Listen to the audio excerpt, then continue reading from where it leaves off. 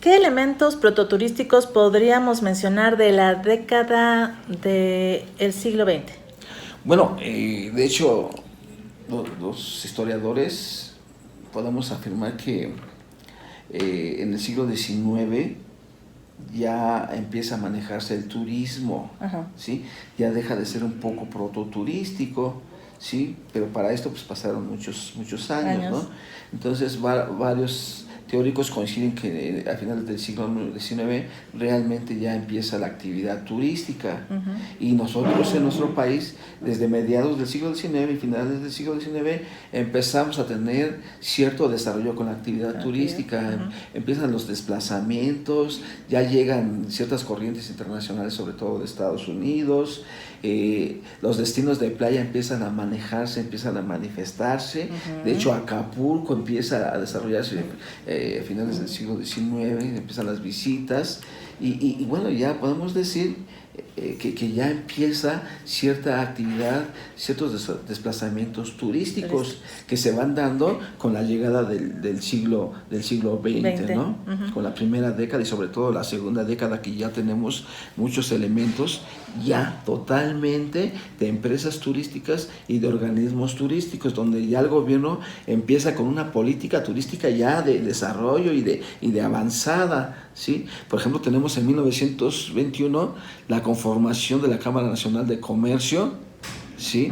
Y esta Cámara, ¿qué es lo que hace? Son ya desplazamientos a Estados Unidos para promover el turismo. En esta década ya se diseña un producto turístico nacional que es de atractivos naturales, atractivos culturales, es decir, se aprovecha precisamente las costumbres, las tradiciones, se aprovecha la riqueza natural de montañas, bosques y sobre todo de playas, y se empieza a diseñar ya un producto turístico nacional. Fíjense, desde la década de los 20, pero también un poquito antes, ya empieza esta conformación de diseño de productos turísticos.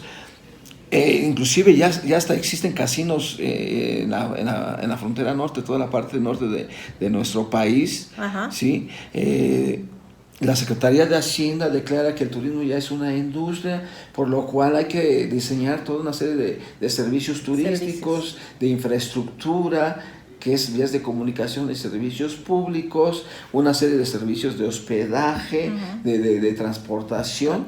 Empieza de alguna forma el boom turístico. Estamos hablando de la década de los 20, 1920, ¿no? Imagínense ya cuántos años llevamos en esto.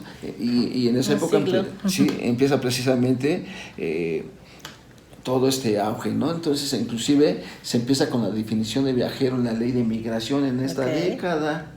Algo muy importante. Empezamos con la definición, inclusive ya lo empezamos a manejar en nuestras leyes.